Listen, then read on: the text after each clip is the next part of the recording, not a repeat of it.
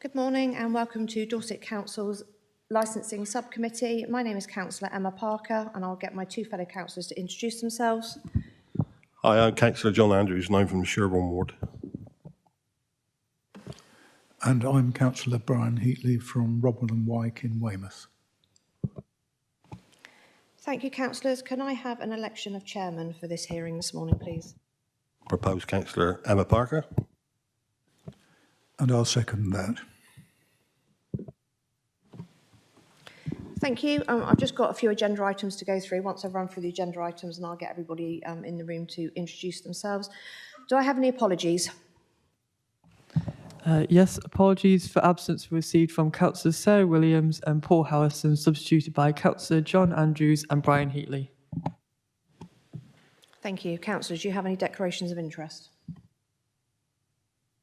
Okay, thank you. Do we have any urgent items? There are no urgent items. Okay, thank you. If I can do introductions, and I will start with our Democratic Services officers.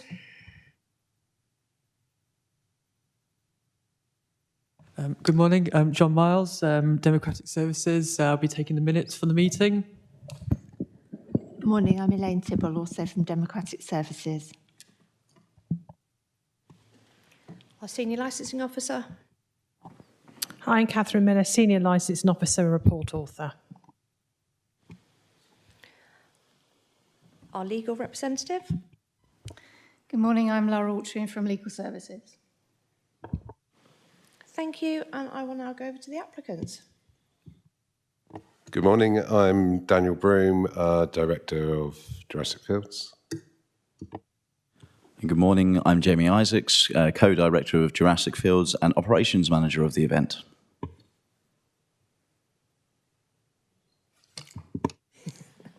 They are a bit temperamental. Thank you. Obviously, we did have one interested party of an objector, but they haven't responded to say that they are attending this morning. So with that respect, obviously the hearing will still go ahead, but obviously the representation that they've made, that's all we can take on board because they're not here to add to it, okay? Right, well, I will now move over to Catherine and ask Catherine to outline the report, which is for a new premises licence application for Jurassic Fields, West Bay Fields in Bridport. Thank you. Thank you, Chairman. As you said, this is a hearing to consider a new premises licence for Jurassic Fields at West Bay Fields in Bridport. The application is to move the existing event, which is currently located at Asker Meadow, to a newer site, which is at West Bay Fields. The application is to hold regulated entertainment, which is live, recorded music, performance of dance, both indoors and outdoors, on Fridays between 1400 and 2300, Saturdays between 11 and 2300, and Sundays between 11 and 2200, and alcohol for sale by retail on the premises, which is Friday from 1400 to 2300 hours, Saturday 11 till 2300 hours, and Sunday 11 to 2200 hours. The application is at Appendix 1. There has also been supplementary information provided, which was a noise management plan and amended site plan for the arena, which is the area that is to be licensed, and this is outlined in red. Therefore, the plans that were in the original report, which are at pages 39 and 41, will not be included in the licensable areas. They cover campsite and other external areas. We've had one representation received from an interested party. The applicant wrote to this person, and the representation and the applicant's response can be found at pages 121 to 126. I've had no reply from the objector as to whether he was happy with these comments.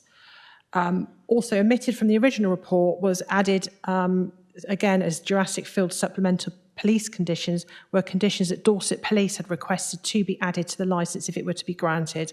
The applicant has agreed to these. Unfortunately, Environmental Health are too late with their comments. However, the applicant has said they will keep the Environmental Health informed of their noise management plan and any changes that may occur.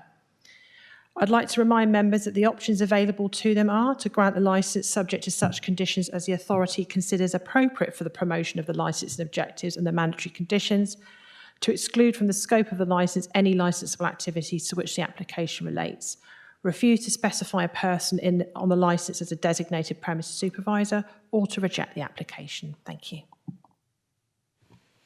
Thank you. Councillors, do you have any questions for Catherine with regards to the report? Thank you, Catherine. Very comprehensive report, I have to say once again. Can I just ask, has there been any problems in the previous location where this event was held? There had been, I've spoken to our environmental health team, who are the ones that deal with noise. We've not had any from into licensing, and unfortunately their system only went back to 2017. So there was no noise. There was one in 2017, but it wasn't noise. It was just regarding permission of the use of the area. There was none in 2018. There were 5 in 2019, all on a Friday, and three were from the same complainant. Which was only about the sound check, not the actual event itself. And then another one was requesting the local authority controls noise levels, but didn't want to stop the event. And it's not clear if that was due to the sound check. And then there was 2 from the same property some distance away, which could be heard, but no reply was received from an email that was sent from Environmental Health. So that's it. So there's nothing too major.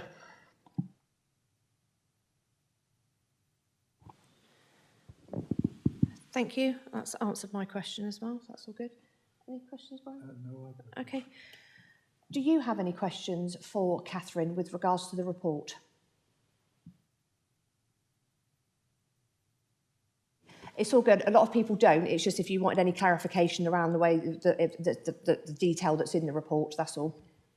I don't think so. We've obviously dealt with Catherine a lot in the past, and yeah, we're happy with what's in there. Thank you. Thank you very much. Okay, I will now move on to the applicants. Obviously, we've read the report and all the additional information that has come in, and we thank you for that because it's really, really detailed, and it makes it so much easier when you've got all the information in front of you. So thanks for that. Is there anything else you'd like to add? Elaborate on anything about the event, or And obviously, it was an event that was in a previous location. Obviously, you're moving to a new location.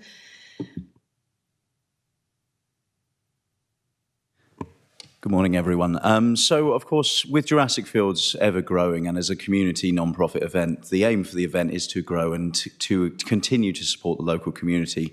Where we were at our previous location was close to very close NSL locations. So, being in the middle of the town, it meant that we were very delicate, and we still will retain that, that policy of looking after the community and the environment around us.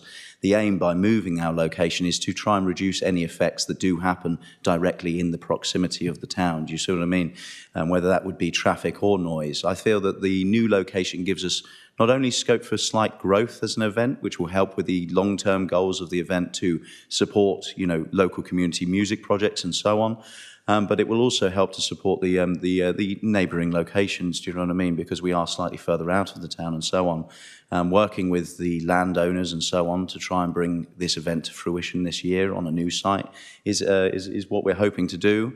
We just hope that the licence will be granted and we can continue to try and push forward with the good work that the actual event and the organisation does for the community as a whole. So hopefully that with our new location, it's a lovely place. It's a beautiful part of West Dorset, and we want to not only respect the area, but also do our very best to bring keep the event going for the community.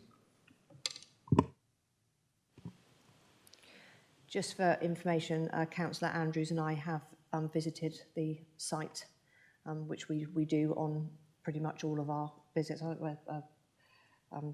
Brian's been down to visit, but we generally do go down, so we're aware of it. Obviously, we didn't speak to anybody when we were there. We just admired the view.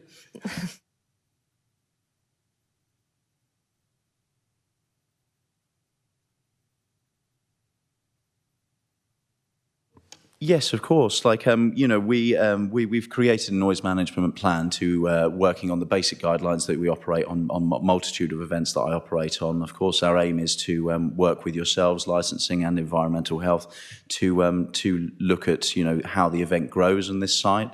Of course, the near sensitive locations we've chosen, through to proximity of, residential or commercial locations that may be affected.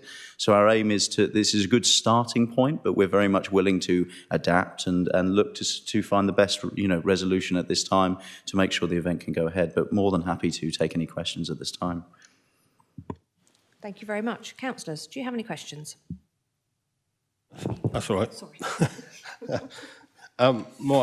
You're happy with all the conditions that the police have put forward, so I understand. Thank you very much for the submission. It was really good, very comprehensive. All medical is covered, and SAA door persons or security persons are all going to be employed in the relevant terms, So yes, we have a full medical team on site, which I believe this year is supplying a multitude of ambulances and, of course, support staff, in different varying grades of their medical qualifications. But in addition to that, we're using a new security provider this year, which in my career I work on many events across the country, and this is a trusted supplier that I've worked with on a multitude of events in Exeter. Where in the past we've used some smaller companies locally, we're now looking to have a slightly more a kosher or slightly, more prepared team for, the inevitable growth of such an event. I feel with the new teams that we've got around us from medical and also security, this will help us to not only keep to our license conditions, but also keep the people and our staff and the whole team safe and, hopefully keep the event running for many years to come. Thanks very much. I'll leave my other councillors to ask some questions. I'm sure they've got one or two. First of all, a real nit. You've applied for recorded music, live music and dance, and then you've ticked the box, are you going to do other things like that? And you were invited later on the form to say what the other things like that might be, and you haven't put anything there. So are you intending to do other things like that, or is it just those three? So the event is, of course, is a three-stage event festival site. So the aim is to be doing dance and, song and, performance art within those stages. In the future, we may look to have a thing called walkabout talent, which is, in an immersive, what would you say, sort of theatre skits and stuff in the arena. Do you know what I mean? But that wouldn't be amplified or so on. But otherwise, other than the three performance areas listed, stage 1, stage 2, and stage 3, our plan would only ever be, if budget allows, that we may introduce some street walkabout performers in addition to this. Okay, thanks for that. It's a bit of a clarification. Can I ask a more general question? How do you think you're going to change the way you run things compared with Askers Meadows? What difference is it going to make? So I think the first big thing is, of course, the immediate thing, the proximity to all of the NSLs is far greater at this new site than where we were previously. Also, with the with all of the footpath systems and things like that we're introducing, the aim is that, of course, in previous years, if you imagine the site was in the middle of the town and lots of people travelled from all around the town through all of the footpaths to the centre. Where this is on the outskirts of the town now, this now means that hopefully this will reduce quite a lot of the ambient noise and, any slight disturbance that there may have been on the exit of the event. So what we're aiming to do is to try and consolidate off-site, do you know what I mean? We've got a separate car park, which is on-site now, do you know what I mean? It's all, what would the term be? It's been consolidated. Where before we were working with the town council with using community assets like the football club car park and, the leisure centre car park and things like that. Now it's very much a cohesive site where it's one place where sorry, the terminology's sort of lost me, but, where essentially everything is one place rather than it being sort of separated across the town. So I'm hoping that this will be part of it.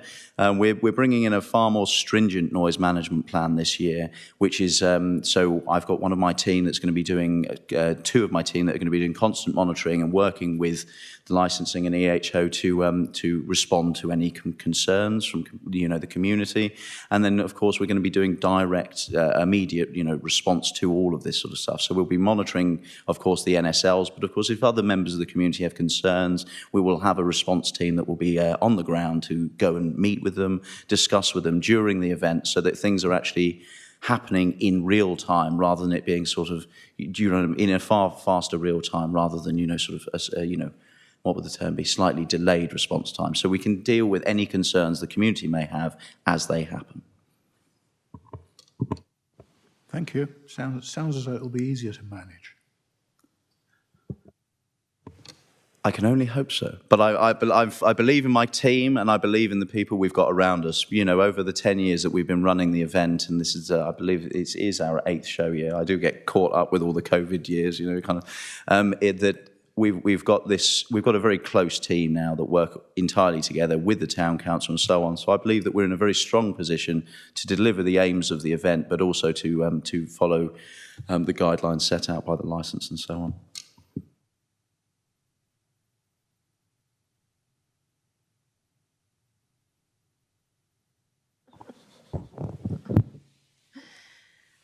I only have one question.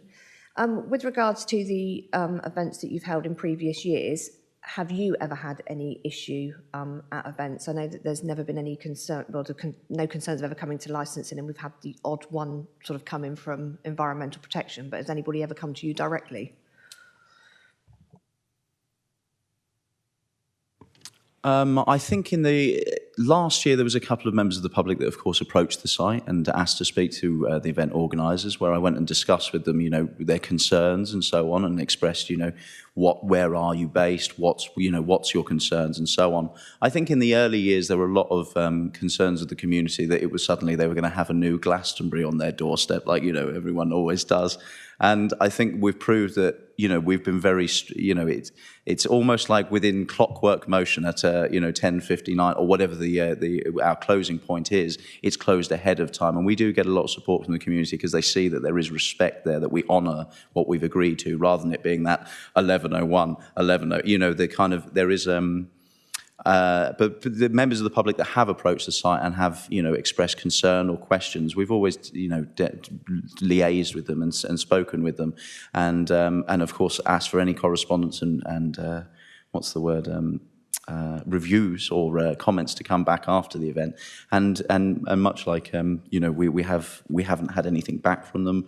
We usually alleviate any concerns on the site during the time. I know in the first early years there was a couple of NSLs on the old site that had some expressed concerns, and understandably, it's on their back garden, essentially, and working with the local town council, we've alleviated that, and I feel that with moving this new location, that any slight concerns that may be or apprehensions at the first instance will soon be allayed once we've started further discussions with these neighbours and further parts of the community in the immediate and less immediate vicinity of the site. That's good to hear. Thank you very much. Councillors, do you have any more questions? No? No. Are you sure? Wow. That was pretty... I thought you might have had more. I don't. Most of mine have been covered. Yeah. Okay. Okay. I'll go to Catherine and see if... Catherine, do you have any questions for the applicant? No, thank you, Chairman. I don't know. Okay, well, if it's okay with everybody, I will now move into summing up. And I will start with the applicants. Is there anything else that you would like to add? No, I think that's fine. Hopefully, we've answered all your questions, and we just hope this will be a new growth of the event, and hope if the license is granted, and good for the community. Thank you. Of course, you know, like I said, with any event I've ever run, with the noise management plan, all of these documents are working documents. So if we feel that as a collective team and organisation that, you know, things need to be addressed or reconsidered, you know, that should be done, and we'll be working together with you, hopefully, if the licence is granted, to alleviate any concerns from the community.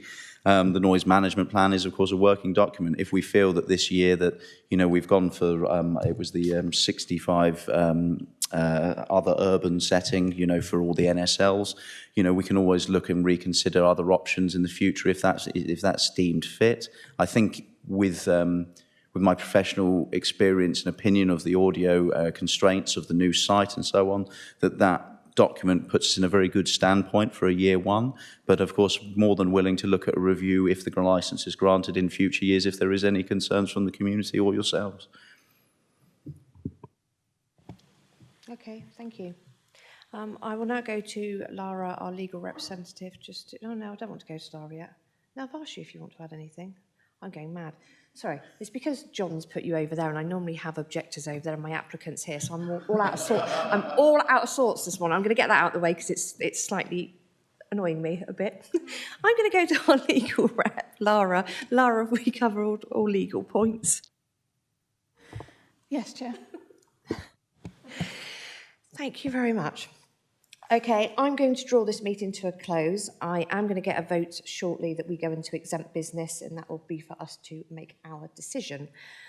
Once our decision is made, and when we make our decision, we have Democratic Service Officer with us, and we have Lara, our legal advisor, with us just to cover any legal aspects that we may have.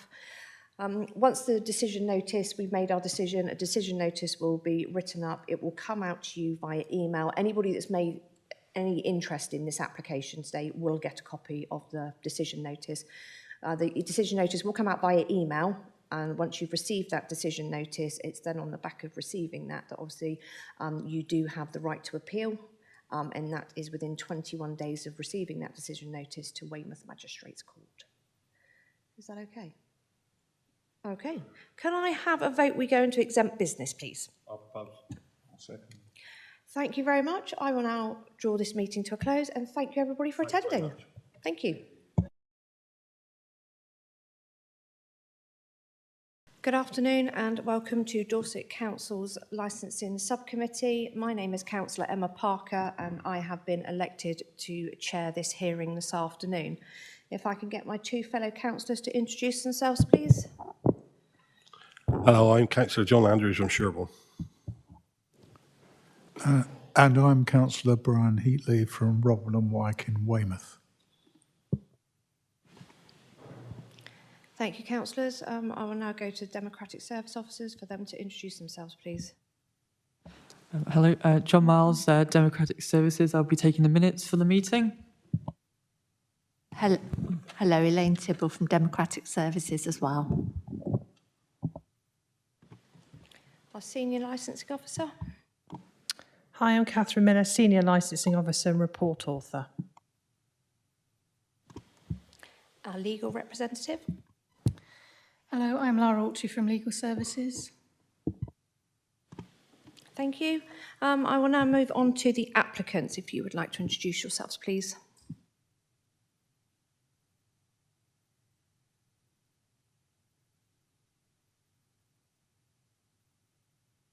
Testing, 1, 2, 3. Yeah, my name is Tim Warren, Timothy John Warren, otherwise known as Tim Warren. I'm here with my wife, Hilary, today.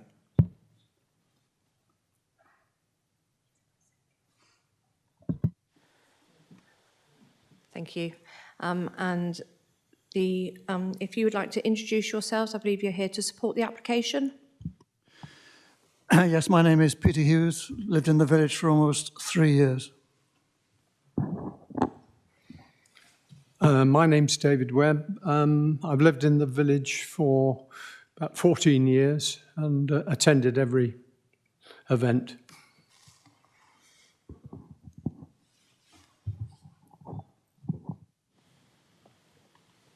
And the lady on the end? I'm not speaking. I'm just here.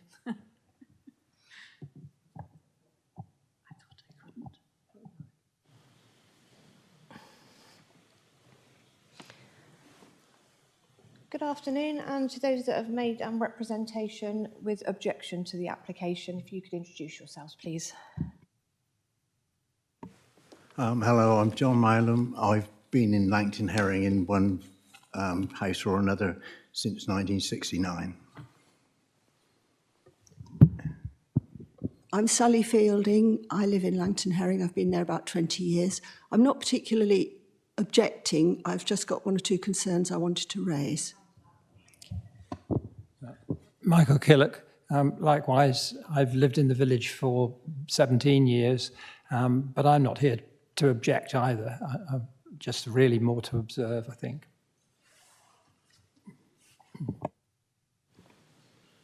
Thank you. You would have all have received the paperwork and the reports. Obviously, we've read all the reports and all the information that it has in it. I'm not going to go through that. I'm not going to go through how this unfolds, because obviously that's all in the report as well. But obviously, if you just keep your questions concise and to the point, and obviously we are here purely for the licence, the area that is to be licensed. Okay, thank you. So I'll now go to Catherine. And Catherine, this is for a new premises licence application for hire farmhouse and grounds at Langton Herring. Thank you. Thank you, Chairman. Yes, the application is for an event known as Chesil Rocks, which takes place at Hire Farmhouse and Grounds in Langton Herring. It has been operated under a temporary event notice, but as the event has grown in numbers, it now needs to be operated under a premises licence. And it is to permit a one 3-day music event in June each year. And that is for live music, which is indoors and outdoors, and anything of a similar description to that falling within E or F or G, indoors, and that is from Thursday to Sunday from midday to 2300 hours. It is also for the sale of alcohol on the premises, Thursday to Sunday, midday to 2300 hours. The application is at Appendix 1, and this also includes the event management plan and a site plan. 7 representations were received from interested parties against the application, including the parish council, and these can be found at Appendix 3. And there were 12 representations received from interested parties in support of the application, and these can be found at Appendix 4. The applicant wrote to all parties, including those in support of the application, and the applicant's response can be found at Appendix 5. Dorset Police have requested conditions to be added to the licence if it were to be granted, and this does include the inclusion of a noise management plan. Environmental Health are also in agreement with these conditions, and the applicant has also agreed to have these conditions added to the licence if it were to be granted. These can be found at Appendix 6. The applicant had also sent in additional information, including photographs late last night, in response to the statement from the parish council that all roads in the village are narrow and have no footpaths. This additional information was emailed out to members and all interested parties, but I do have copies here if anybody hasn't seen it. The parish council since replied to the applicant's email regarding the footpath and wanted to clarify that the parish council has not submitted untrue facts. However, please bear in mind that any matters concerning highways, be this traffic levels or parking, will not be able to be taken into consideration in the decision process, as decisions are based on what takes place within the licensable area that's being applied for, and not for any concerns that may or may not take place outside of it. And highways are not a responsible authority under the Licensing Act. I'd like to remind members that the options available to them today are to grant a licence subject to conditions as the authority considers appropriate for the promotion of the licensing objectives and the mandatory conditions, to exclude from the scope of the licence any of the licensable areas to which the application relates, refuse to specify a person in the licence as a designated premises supervisor, or to reject the application. Thank you. Thank you. Councillors, do you have any questions for Catherine with regards to the report? Yeah, thank you, Jack. Catherine, I'm just a little bit confused. Is this 3 days or 4 days? Because Thursday, Friday, Saturday and Sunday seems like 4 days to me, not 3 days. The application form, he's got 4 days on here, but in the description it says 3. You may need to direct that to Mr. Warren.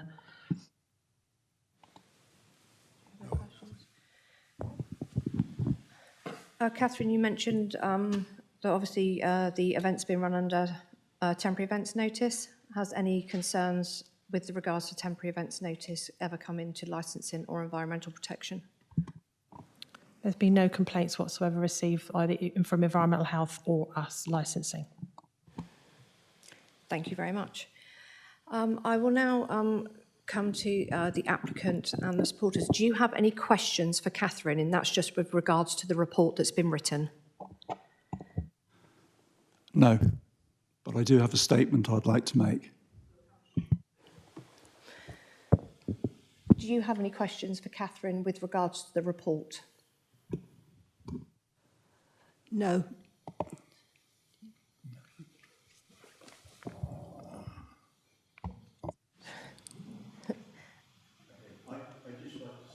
I'm rather surprised that as the venue cannot contain everything, the parking, everything that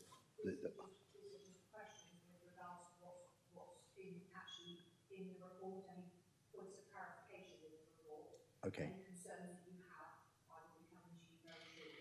Yes, okay, fine. Yeah, that's fine.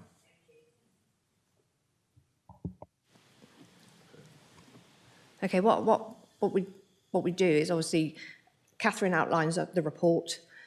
We then come to the applicant for the applicant to add anything that they may wish to what they've already submitted to us. The councillors will get a chance to ask the applicant questions, and again, they are questions that warrant answers. The supporters will be able to ask the applicant questions, and you will be able to ask the applicant questions. Then we come on to you for anything that you've got to add to your written representations. And again, we may have questions for you. Again, the applicant may have questions for you. So everybody gets their chance to say everything that they need to say. And I do give an option at the end for everybody to sum up as well, because I want to make sure that everybody feels as though they've had a fair hearing. Is that okay? Okay, thank you. Okay, I will now move on to the applicant then, please, Mr. Warren. Good afternoon. Thank you for inviting me to address you today. Appreciate that. Hilary and I have been residents of Langton Herring for nearly 30 years.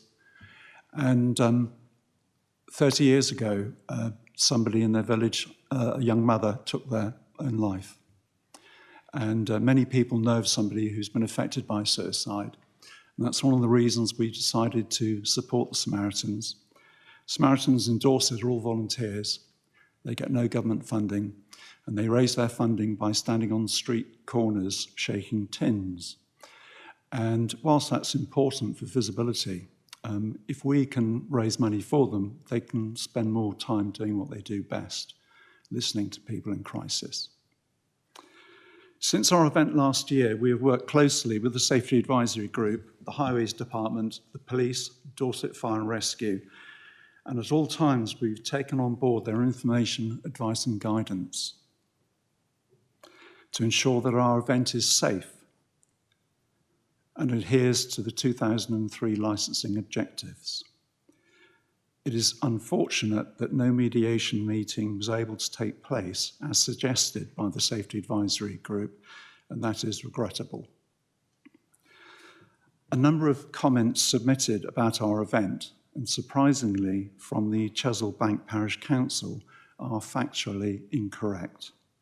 For example, there being no footpaths in the village, for example, and you've seen a photograph, I hope, of a footpath this morning, which is actually between the car park and the entrance to the venue. Other comments are exaggerated or not supported by evidence and appear to emanate from a small but vocal minority from 5 different households, all of whom, incidentally, live well away from the venue and do not attend it. All of our immediate neighbours and many others in the village, totalling more than 25 households, support and attend our event each year, and many of them assist in some way.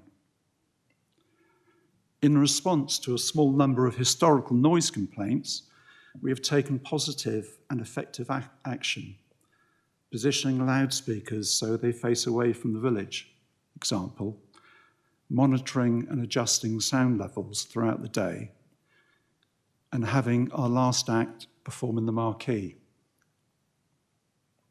At our 3 last events, we have ended our main Saturday event earlier each year, from 1 a.m. in 2019 to midnight last year, and we propose to end at 11 o'clock this year, 11 p.m. We view this as a good compromise, balancing the needs of villagers with the needs of the event. We are not aware of any noise complaint being made last year, and we do not honestly see why we should be required to end our event earlier this year.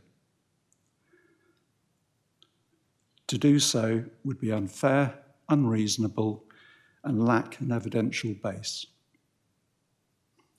Concern has been expressed about parking facilities being provided for one day only on the Saturday, inferring that there are no parking facilities for Thursday or Friday. This is incorrect. Last year, and again this year, attendees driving to our events on both a Thursday, which involved about 20 cars, and the Friday, which involves about 40 cars, had or have access to the overflow car park at the Elm Tree Inn. This resulted in few additional vehicles needing to park elsewhere last year, and those that did mostly parked either outside the village hall, where people attending events in the village hall or the church opposite have parked for decades, or they have parked in Rodden Road, where visitors to the village and walking groups, etc., have historically parked their cars over many years without incident or objection. Although this worked well last year, we will ensure this year that we have a parking marshal or parking marshals to assist attendees parking sensibly and safely on the Thursday and Friday evenings so as not to cause an obstruction. Another concern surrounds vehicles being left parked overnight in the village, and in some cases allegedly being slept in. We cannot stop people leaving lawfully parked cars in the village overnight, or stop people sleeping in them. But we will take all reasonable steps to dissuade people from doing so, through advice on our website, use of social media, and announcements at our event. For those wishing to leave their vehicles parked overnight, we have an overnight parking plan, having secured an overnight parking facility nearby at Bagwell Farm. So people coming to our event who want to leave their car in the village area overnight and perhaps get a taxi home can leave their car at Bagwell Farm.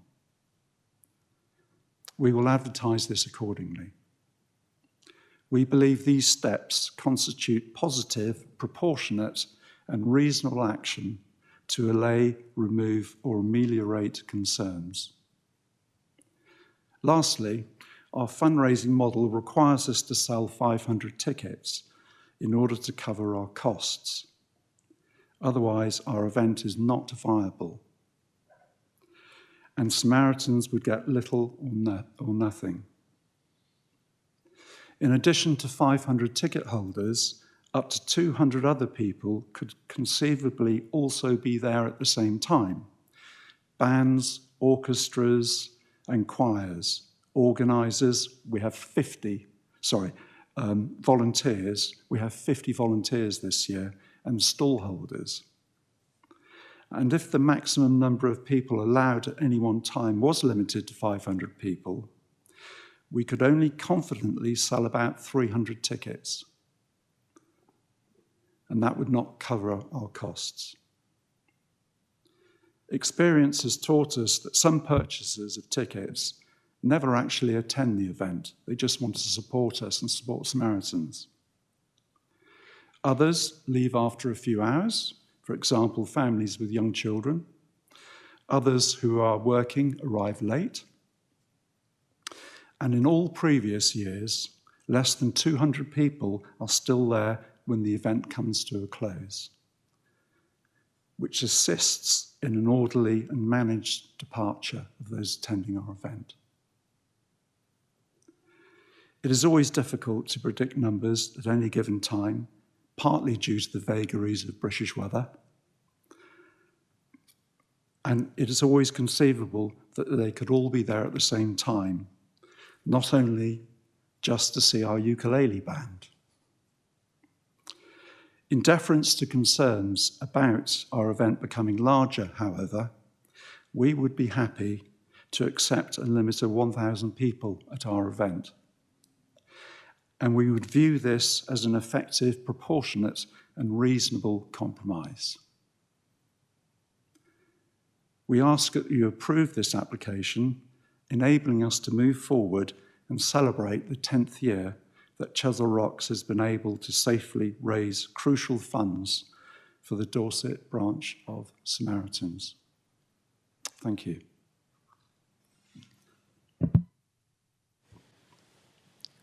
Thank you, Mr. Warren.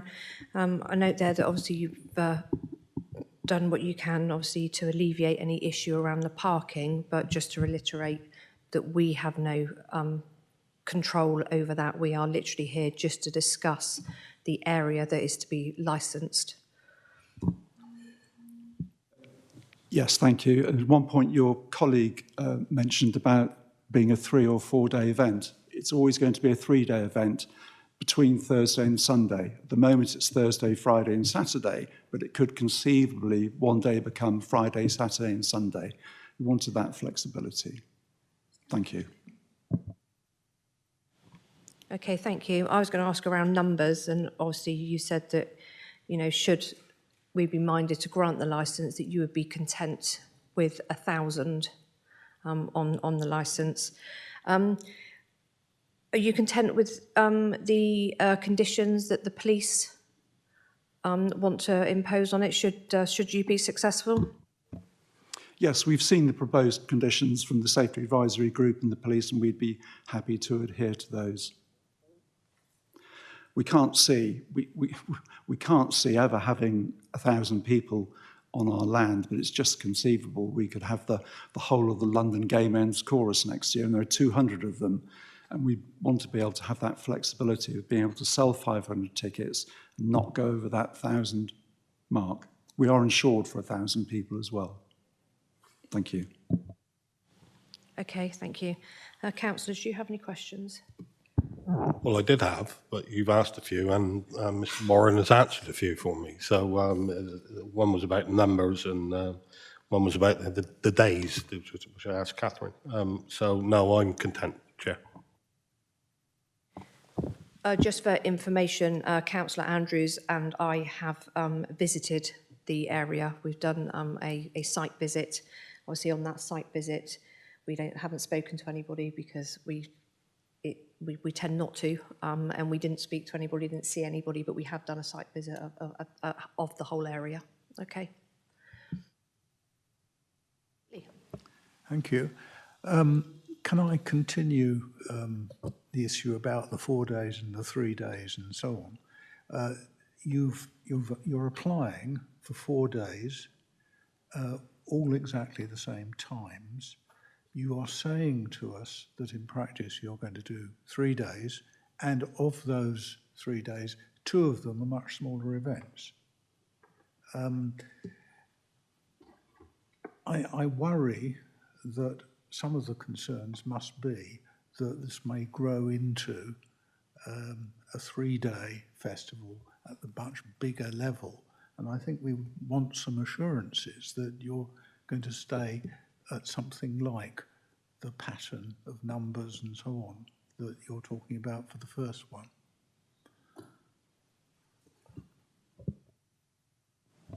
Yes, absolutely. I can confirm that the event will be over 3 days.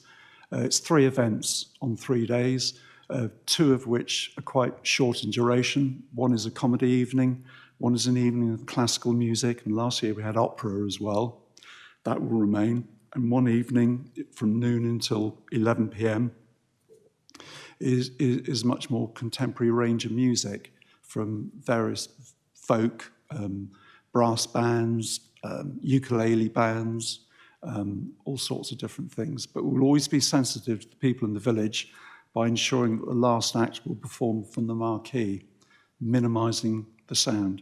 And just to remind you that we had no noise complaint last year.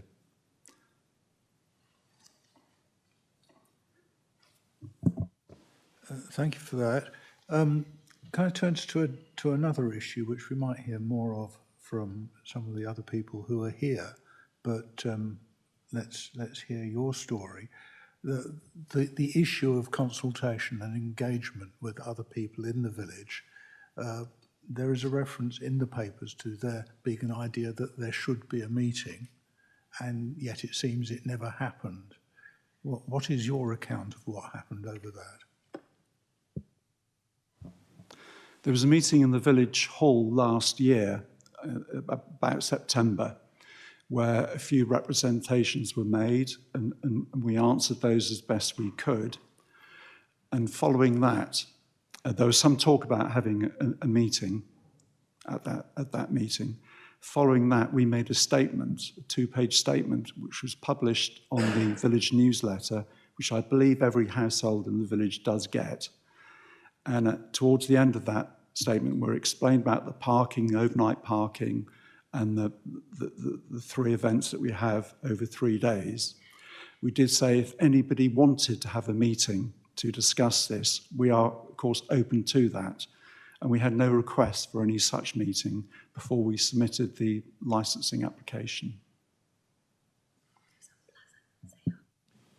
Okay, thank you. Okay.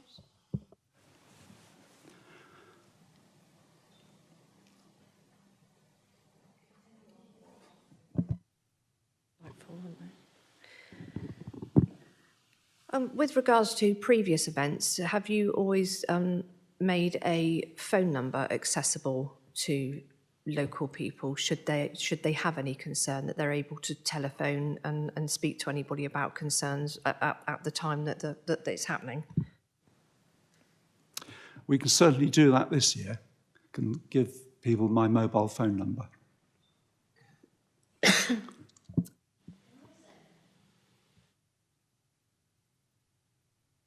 Well, we're on site all the way through the festival. We have poor signal in the village, and anybody who phones us is not going to have much luck. If there is a problem, you would call the police. If there's a serious problem, you would call the police. Is that what you mean? Not a serious problem, but if anybody has slight, concerns that say there are people leaving your premises that are being sorry, these microphones, they will drive you slightly insane. So most applicants that have events like these always make available a phone number. So if any residents have an issue at that time, we'll say it might be people leaving your premises that are being noisy, it might be the fact that there's been loud music being played over a period of time, that they can actually contact you at that time with their concerns and say, is this coming from you? What are you going to do about it? It helps to alleviate any issues that people have. I fully understand if it is a completely major issue, then ring the police. But to ring the police of a slight noise issue, I won't want to be taking up huge amounts of police resources if it's something that could be answered, by yourselves. This came up at the parish council meeting, and I answered that question. We are literally working our socks off around the festival. I don't carry my mobile phone. So I don't know, you could walk to the festival, approach Tim, who's the presenter, and you'd have to walk into the festival. People live in the village, it's not very far if they had an issue. And we have a plan as well. We've briefed our security company this year that we want the area between the venue and the car park on the Saturday patrolled. Our volunteers will do that as well. And also of significance, in particularly to Mr. Molam, who lives by the bus stop, where people have historically waited for taxis at night. Sometimes they have to wait for half an hour or so. We're asking our security company to make sure they patrol there as well, Although they have no jurisdiction, we are briefing them to patrol that area and ask people to respect villages and keep noise levels down, and we will make sure that any litter is picked up. Thank you. And if you were successful with an application, should this be granted, would going forward after the event, would you liaise with the parish council then to see whether there were any concerns that came out of the event? Yes, we would.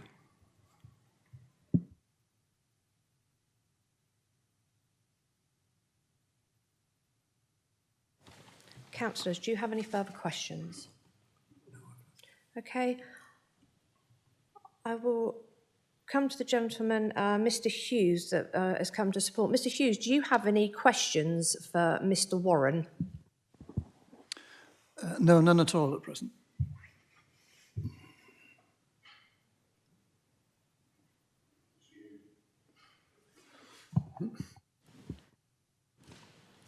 We'll get the hang of them eventually. Do you have any questions at this time for Mr. Warren?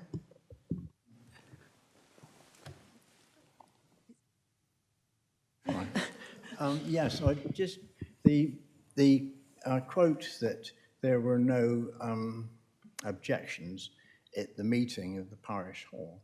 I'd just like to ask Mrs. Warren what her retort was when we made our representations, because I think that shows, would shine a lot of light on the issue.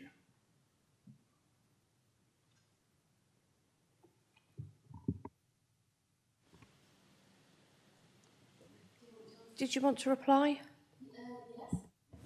The parish council meeting that John is talking about was so unpleasant.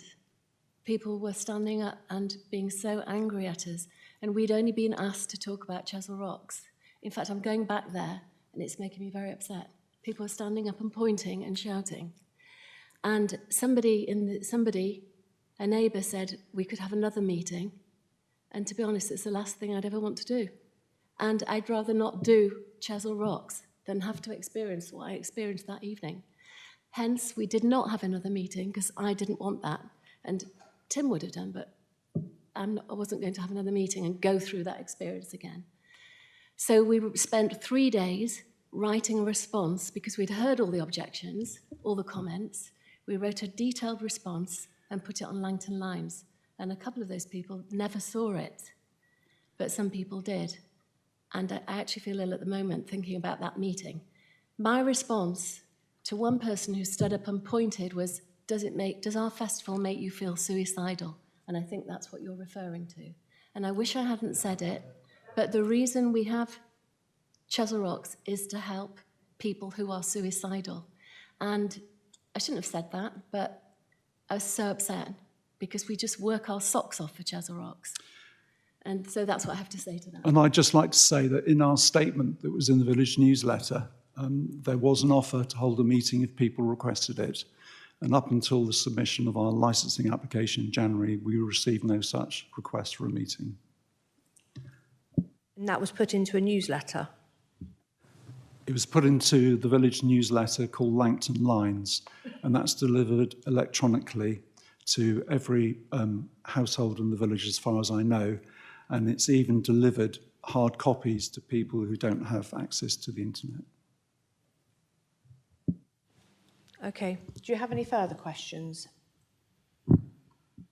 Yes, I'd just like to say that what Mr. and Mrs. Warren have just said, that they were aware of objections at that meeting. My understanding being at the meeting was that they were going to go away and think about it, and then there would be another meeting convened so that we could all talk about it. That meeting never materialized. That's the way that's the way I understood it. I don't know. Thank you. I believe with this one, we could be going around in circles with it. Obviously, I understand that we were no part of that parish council meeting. I don't have anybody here that's representing the parish council to speak. just like to add that although we didn't have a meeting which was initiated by ourselves, the offer was there, and also the Safety Advisory Group offered to chair a mediation meeting, and we agreed to that, and that was meant to take place before this licensing hearing, but unfortunately there was a timetabling issue and they couldn't arrange it.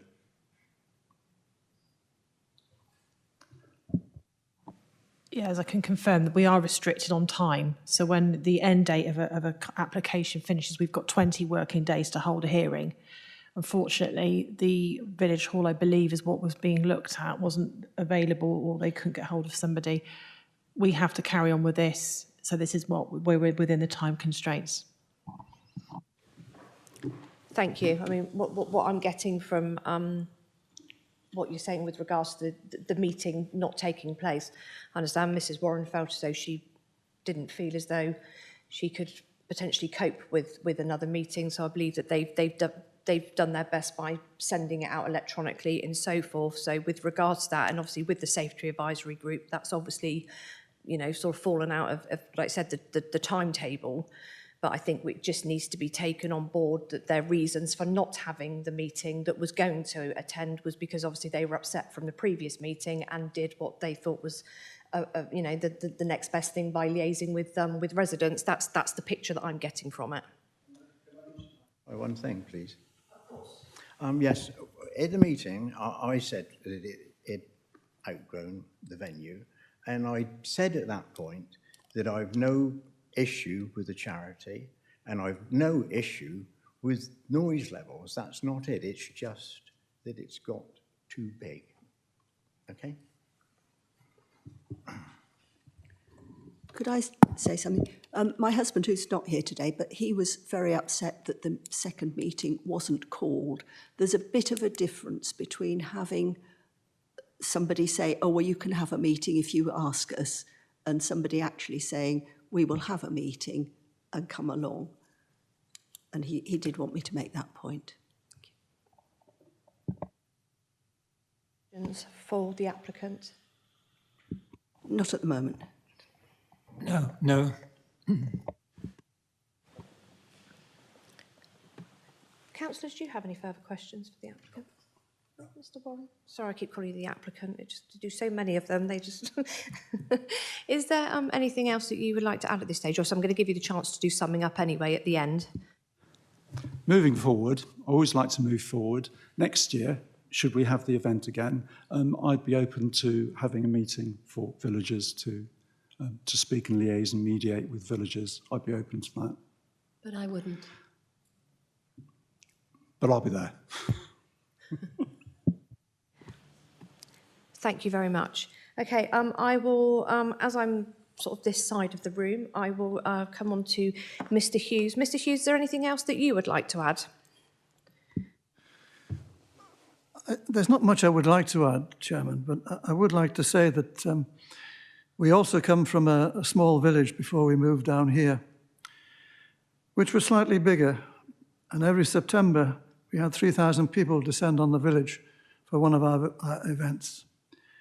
So in relation to noise, nuisance, traffic and children's issues, I'm well aware that there may be causes for concern. But I have to be honest, looking at last year's event, which if you remember was the first one for a few years because of COVID considerations, we never had any problems. We were prepared to put up with the noise because we believe that the event is a benefit to the village, a benefit to the community, and certainly a benefit to Samaritans.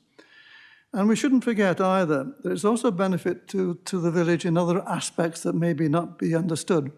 One of which, of course, is the public house, which benefits significantly from people coming in.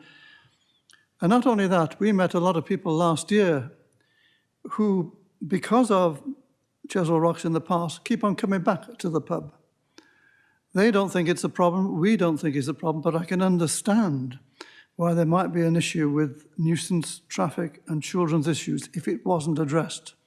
But I have to say that last year I thought it was. And I think we also ought to be careful that there are other events taking place in the village, including walkers and runners. And we've had more than 500 over one 24-hour period come through the village. getting access to the southwest coast path and walking 20, 40, 60, 80 or 100 kilometres. And they come and they're a little bit noisy, but we put up with that because they're doing it for charity as well. And I think we should compliment Tim and Hilary for doing it on the basis of charity, because it's a superb event. That's all I have to say. Thank you very much. Councillors, do you have any questions? No. Mr. Warren, do you have any questions? I'm not sure if I mentioned this, just like to say that this is a charitable event. We make nothing from it, quite to the contrary, and all of the proceeds go to the Samaritans. Thank you. Do you have any questions for Mr. Hughes?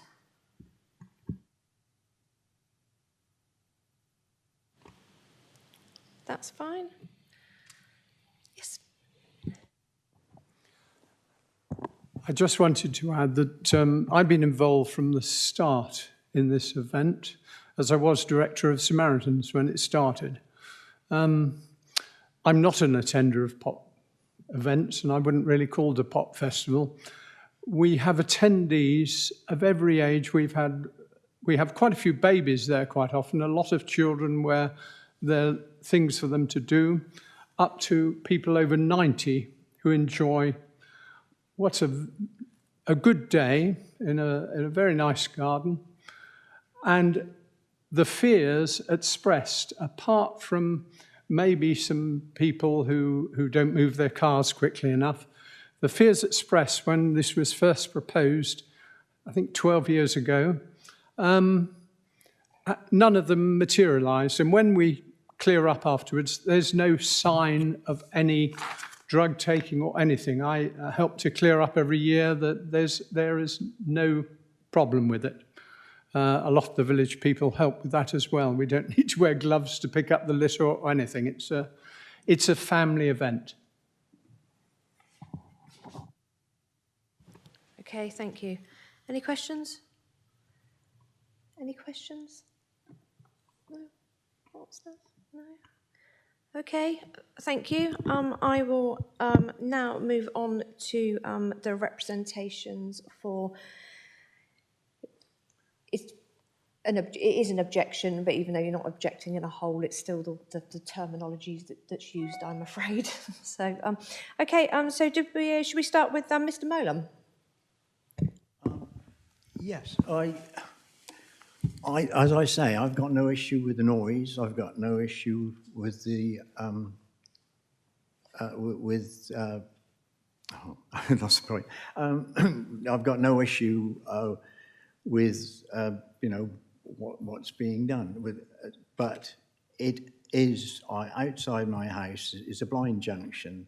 There's dropping off points there. This is where everybody's getting dropped off and picked up, and I understand the gentleman up there is probably not giving him any problems, but people are, when they come out at night, they're milling around there, and even during the day, when there's quite a few times when there have been near misses because cars also turn round in this blind junction, and friends drop people off, minibuses drop people off, and then they've got to walk up to the venue from there.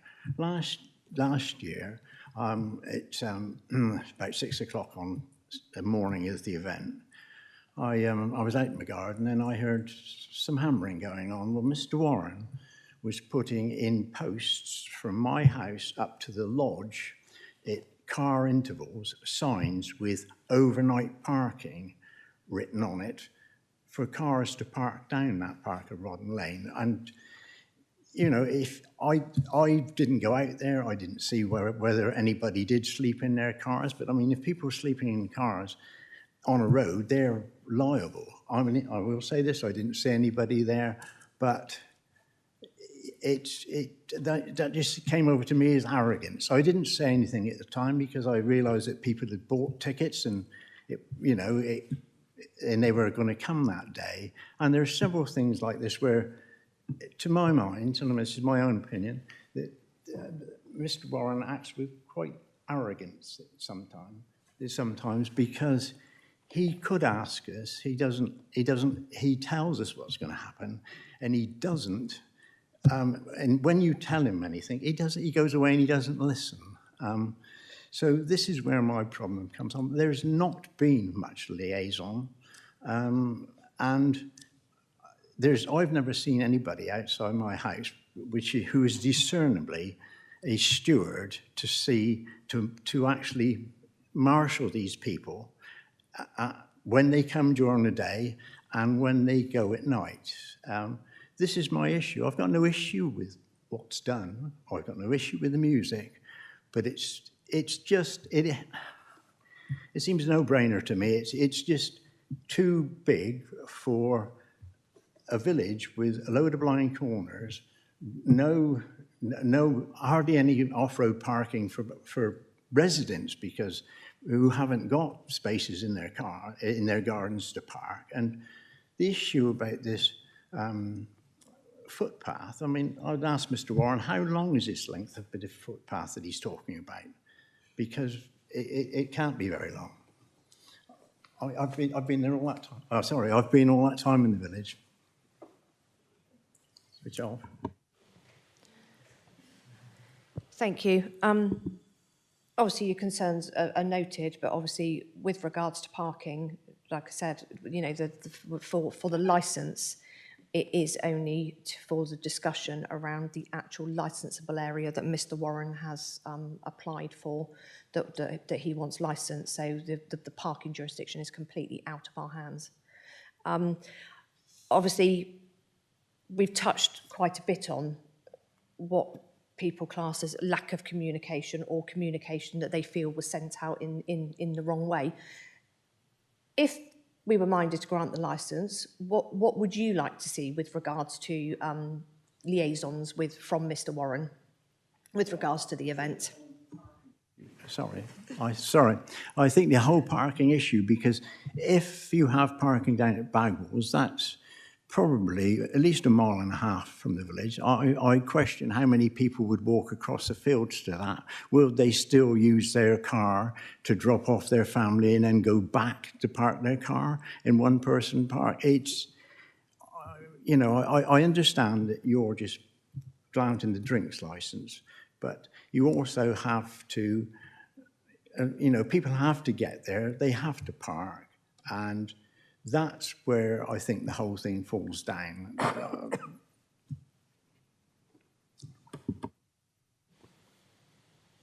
Thank you very much. Councillors, do you have any questions for Mr. Molam? No questions. No. Mr. Warren, do you have any questions? When I say questions, it needs to relate to needing an answer, so not a statement. Thank you. In response to Mr. Molam's comments, I do listen to him. We've always listened to him. For example, we have an overnight parking plan this year, and we've learnt from the signs we put out last year saying overnight parking. Those aren't going to be there. There's going to be no parking overnight signs this year. People, if they want to park overnight, they should park at Bagwell Farm.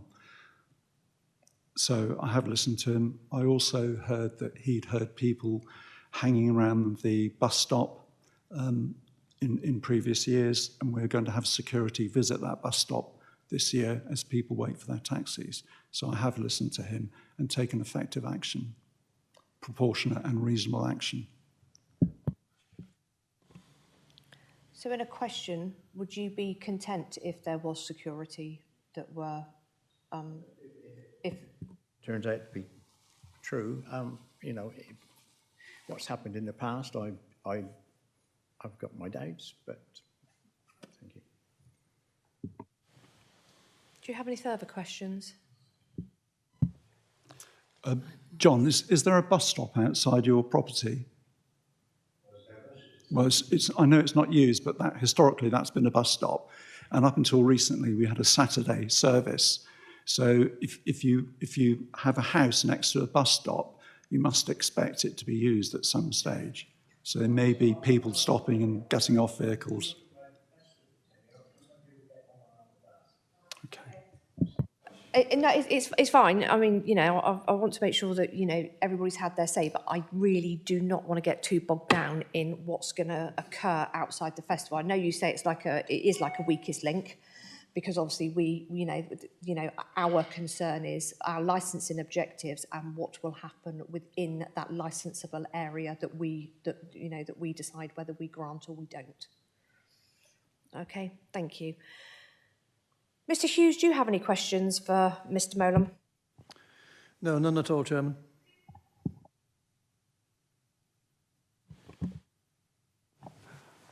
I would just mention that Mr. Hughes's house is the nearest to the event, so I think he has the most experience of it.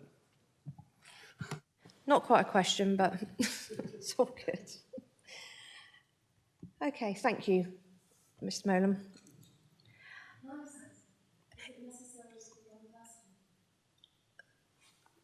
No. No. No. Okay. Okay.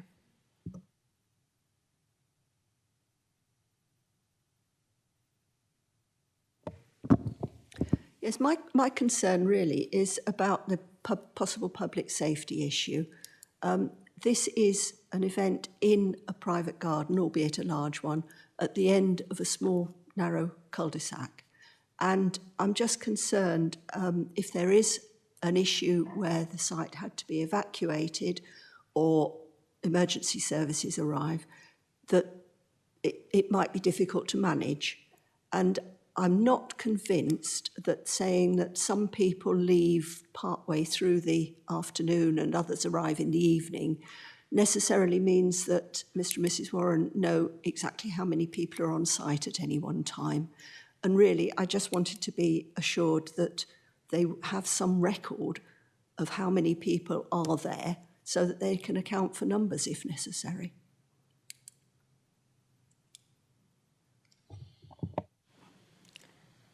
Thank you very much. Councillors, do you have any questions? No, I don't have a question. Okay. Do you have any questions? Sorry, could I just add, I mean, I think obviously the 5,000 that it would be possible to allow would be far too many. I think there does need to be an agreed number that by the licensing committee, be it 1,000 or whatever that they think could be coped with on that site. Thank you. Well, Mr. Warren has offered up for that he would be happy with a minimum of 1,000. And obviously that was something that we will take into account when making our decision. With regards to your concerns around should there be any issue with dispersal, obviously with the conditions that the police are asking for, obviously Mr. Warren is going to have to do a road traffic management plan, a safety plan. There are lots of plans that Mr. Warren needs to do, which he's aware of, but prior to any event taking place, and those will be submitted. I believe it would generally be 12 weeks prior to the event. So every aspect of that side of things should and would be covered through all of the management plans that have to be put in place prior to any event. Okay, I just thought I'd let you know that sometimes it's a bit of a grey area as to what goes on and what doesn't. Okay. Do you have any questions? No. Mr. Warren, do you have any questions? Yes, to reassure Sally, we've actually got people counters at the gate, so we'll be able to know how many people are at the venue. And also Dorset Fire and Rescue have visited the site and the police, and they're happy with our evacuation procedures as far as I know, and I believe they've been submitted to the licensing authority, our event management plan, which includes evacuation issues. Thank you. Thank you for clarifying that. Any questions? Okay, thank you, Sally. Is there anything else that you would like to add? Anything else that you had concerns about? Only, I'd just like to check, does this clicker counter include the volunteers and bands and things that are on site? if, I'm just going to touch on that one first. If the licence was granted and the licence was granted at a maximum of 1,000 people, that maximum of 1,000 people would have to include everybody on that site at any one time. So that would include staff, people that are there for bands, choirs, everything. So you would have to take those numbers out. So he could potentially have up to a maximum of 1,000 people. And how, I can ask Mr. Warren how he would monitor that with people coming and going throughout the day. We would set the people counter at the number of people on the site at the beginning of the event, volunteers, stall holders, organisers, security, other people involved in the event, and people arriving would be added to that number. Okay, thank you. Thank you. Is there anything that you would like to add? Yeah, the only thing that I thought when I read through the application was that it was for 4 days from 12 o'clock until 11:30. And there didn't seem to be any reason why it shouldn't eventually expand to that amount, which would be quite unsustainable for a village of our size.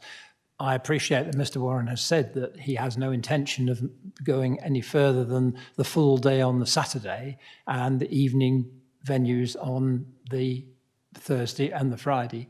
But I would like the committee to bear that in mind, that would be an important thing as far as I'm concerned, that it didn't get a lot bigger than it. I think it's as big as the village can sustain now. Thank you. Sorry. So when an applicant applies for an application for a licence, it is encouraged that the applicant applies for the maximum that they would want. So if it was granted, then it would mean that Mr. Warren could have up to the maximum time, or he could quite well be within his rights to reduce it. So it doesn't have to be, but it's always encouraged that they do go for the maximum time to save on coming back for variations and so forth that are on the licence. Okay.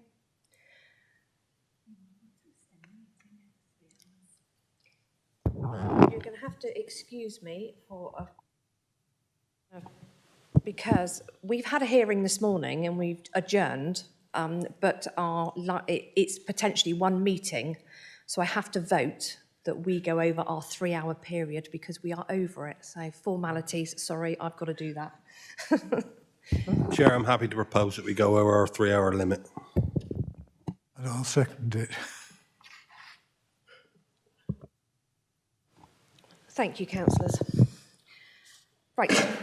Yeah, so just for clarification for that's probably why those maximum days are on there, because I believe Mr. Warren might have been advised that it was best to put on there the full amount that he would have wanted. Councillors, do you have any questions? No? Mr. Warren, do you have any questions?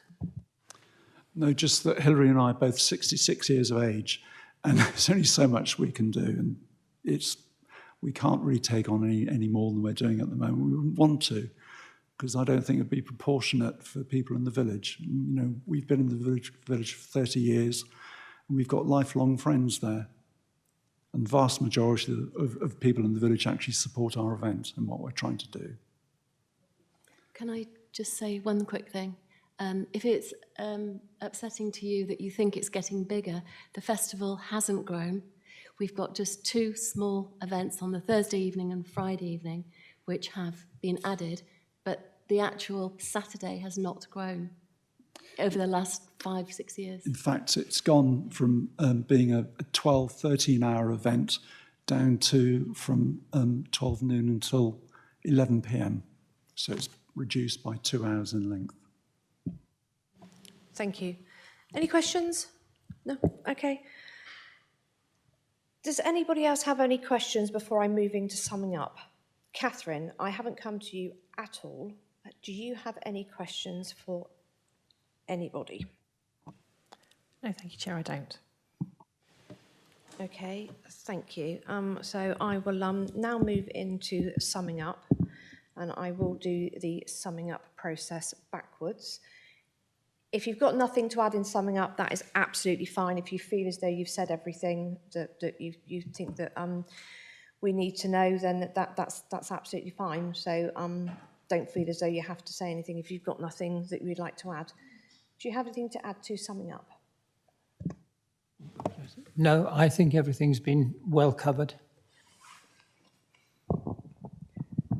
No, my only query was how often, if the event was to get bigger, do they have to come back to the licensing committee or what? Yeah, okay. Is there anything you wanted to add?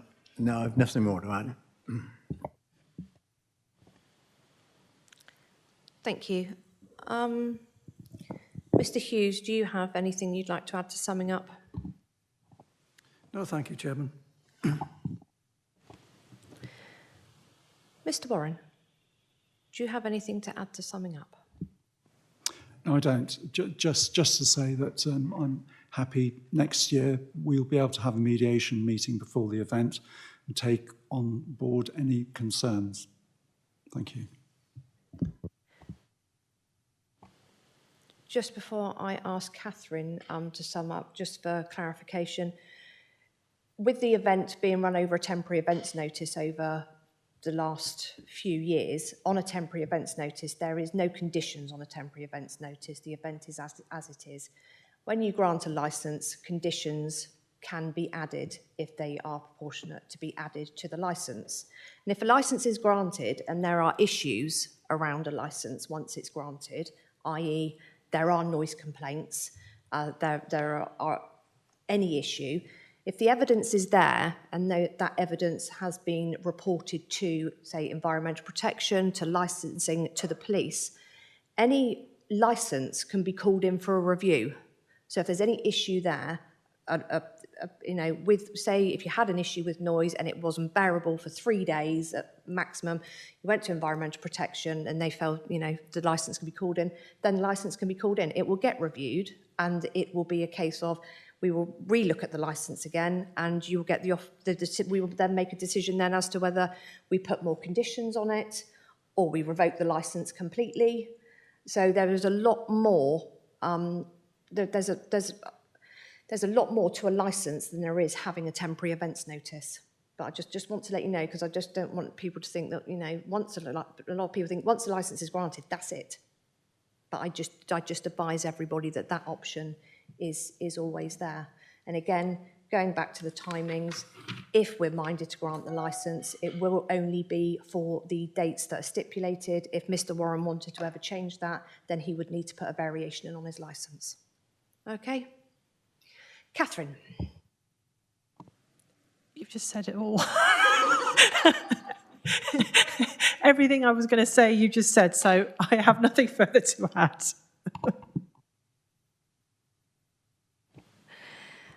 Okay. Does anybody else have anything else that they'd like to add before I go to close the meeting? Okay. Can I clarify with Lara that we've covered all our legal aspects, please? Yes, Chair. Thank you. I will shortly take a vote to go into exempt business. Before I take that vote to go into exempt business, then that will be for us to make our decision. When we make our decision, we have our legal representative with us, and that's for any legal concerns that we may have, and we also have our democratic services officer. Once our decision's made, a decision notice will be written up and it will be signed off by myself, and then it will be sent out to you. Anybody that has made representation with regards to this application, whether they're here today or not, will get a copy of that decision notice. Once the decision notice comes out, there is a right to appeal. So once you've received your full decision notice, you have a right to appeal to Weymouth Magistrates Courts, and that is within 21 days of receiving the full written decision notice. Okay? Okay, can I have a vote to go into exempt business, please? Thank you. I will draw this meeting to a close. Thank you, everybody, for attending.